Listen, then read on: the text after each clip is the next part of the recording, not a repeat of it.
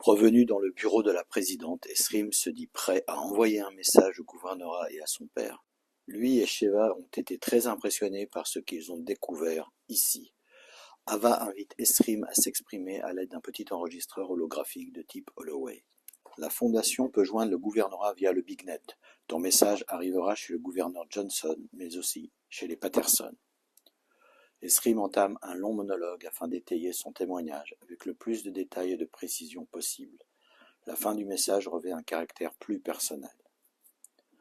Enfin, je voudrais m'adresser directement à vous, mes chers parents. J'ai beaucoup d'affection pour vous, mais je ne souhaite pas revenir à la villa, et même dans notre ville phare, pour deux raisons principales. Il se tourne vers Sheva et lui glisse un regard plein de tendresse. Avec Sheva, nous nous aimons, et je sais que vous ne voulez pas d'elle. Le sort que le gouvernorat lui réserve en cas de retour est scellé. Peu importe pour moi d'où elle vient, car je l'aime. Ce dont je suis certain, c'est qu'elle n'a jamais eu aucune intention maléfique à mon égard ni à votre égard.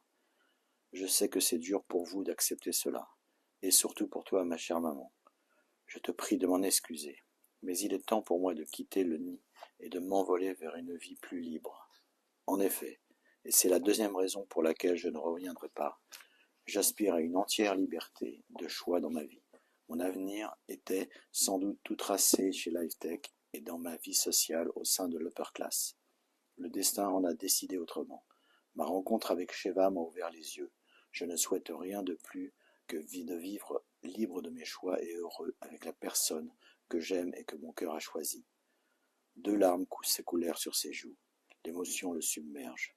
Voilà ce que je souhaitais que vous entendiez. Je vous demande de ne pas chercher à me ramener par la force.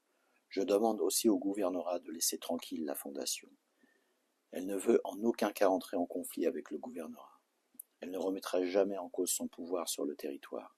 La présidente me l'a juré, et il faut la croire. Ses intentions sont pacifiques, et ce rayon paralysant n'est qu'une arme de défense. Elle n'a de portée que localement. La présidente m'a promis de nous laisser repartir rapidement vers la destination de notre choix. Rassurez-vous, mes chers parents, je ne suis pas en danger. La paix doit désormais régner dans nos cœurs. Je vous embrasse. Esrim met fin à l'enregistrement avant de fondre en larmes. Sheva le réconforte comme elle peut. Ava compatit, tout en ne cachant pas sa grande satisfaction. Ce que tu as dit était très émouvant. Il faut considérer le bon côté des choses. Tu n'aurais sans doute jamais eu l'occasion autrement de te justifier vis-à-vis de tes parents. Sheva renchérit. C'est exact, et Esrim va se sentir plus léger maintenant. D'autre part, la liberté est un vrai choix, dont il faut assumer toutes les conséquences, bonnes ou mauvaises. C'est aussi un choix personnel que j'assume. J'ai toujours préféré me mettre en danger pour rester libre plutôt que de m'aliéner totalement à la société. J'ai tout de suite perçu chez toi, Sheva, de la force de caractère et de la détermination. Esrim a beaucoup de chance de t'avoir rencontré. Je crois aussi qu'il est à la hauteur de votre défi, tous les deux. Oui, car au bout du compte, ce sont nos émotions qui contribuent à la beauté indicible du monde et à le faire avancer. L'amour, bien sûr, se situe au sommet. J'exclus bien entendu les passions tristes. Je ne garde que la joie, qui peut nous sublimer. Pour ma part, je considère que la liberté totale n'est pas accessible en cette vie biologique terrestre. Nos visiteurs s'en rapprochent sensiblement. Ils sont sur le chemin de la libération totale. Esrim relève enfin la tête.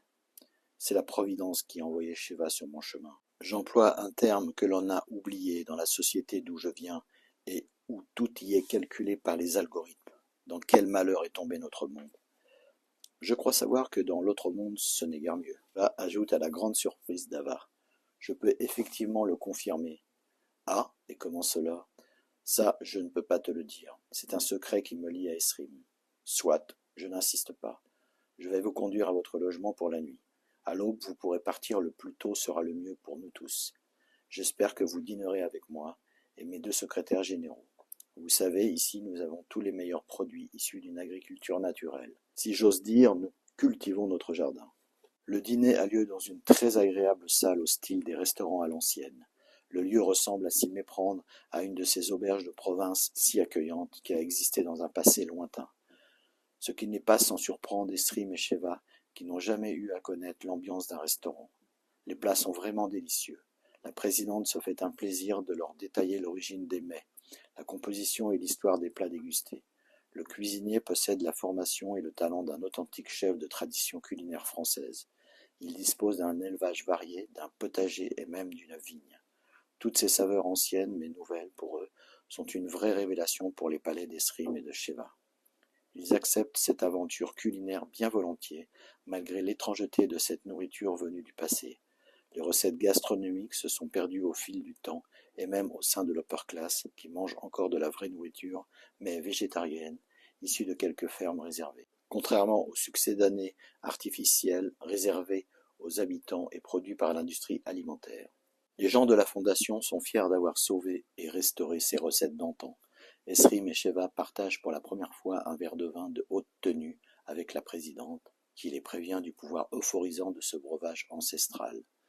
L'alcool est strictement prohibé dans le monde technologique, car il est lié à l'ancienne tradition judéo-chrétienne. Ava est une personne subtile et cultivée.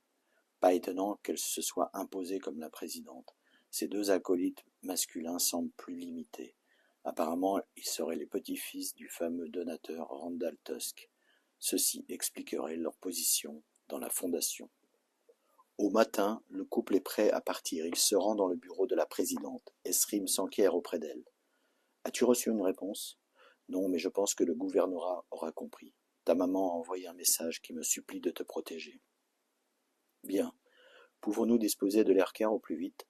J'ai pensé qu'il serait plus sage pour vous de ne pas reprendre cet engin. »« Pourquoi ? Disons que ce ne serait pas prudent. Tu nous as bien parlé d'un système pour nous rendre non détectables. » C'est exact, mais l'Aircar a été endommagé, et notre système d'invisibilisation ne peut plus s'appliquer efficacement. Sheva intervient.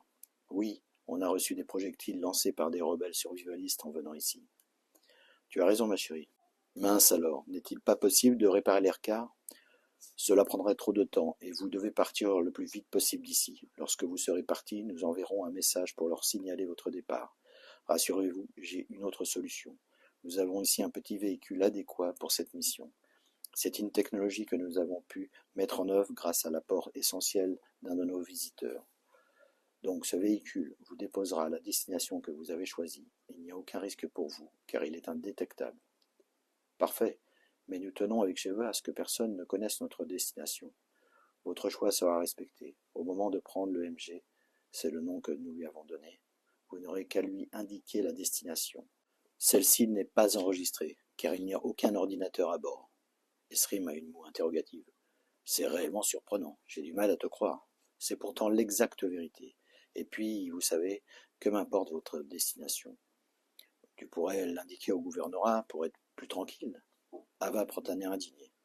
Ce que tu me dis me chagrine. La fondation se nomme Science et Conscience. Ici, on ne cherche que la vérité. On ne pratique pas la perfidie. Je suis désolé, présidente, je ne voulais pas t'offenser. D'ailleurs, je te crois sur parole. Nous avons beaucoup d'estime pour toi. On te remercie de tout cœur pour ton hospitalité et celle de la Fondation. De plus, les découvertes faites ici nous ont stupéfaits. Ils nous ont aussi redonné de l'espérance envers l'être humain. Esrim et Sheva se sont enfin découverts dans l'intimité et ont passé une pleine nuit d'amour dans le confortable logement mis à disposition par la Fondation. Ils ont joui d'une liberté totale. Ils ont bien ri à propos de l'abstinence obligatoire des premiers à l'Union et les règles absurdes en vigueur dans ce monde. Ils lancent, en quittant les lieux, un adieu chaleureux à la présidence.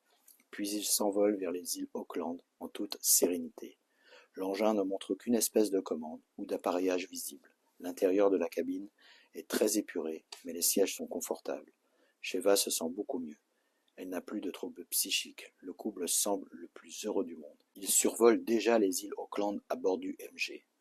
Ce qu'ils aperçoivent de cet archipel isolé les surprend. L'endroit a l'air si sauvage, presque inhospitalier. Ils se regardent interrogatifs. Peut-être est-ce une erreur de trajectoire due au MG ? L'engin amorce une descente verticale rapide, mais confortable. Enfin, il touche le sol. La porte s'ouvre. Esrim et Sheva en descendent et constatent qu'ils sont au point le plus haut d'une petite île. C'est le mont Dick sur Adams Island, rebaptisé par Arba Liberty Island. La porte du MG se referme, puis l'engin s'élève pour disparaître rapidement dans le ciel lointain. Ce voyage leur a fait l'effet d'un éclair temporel.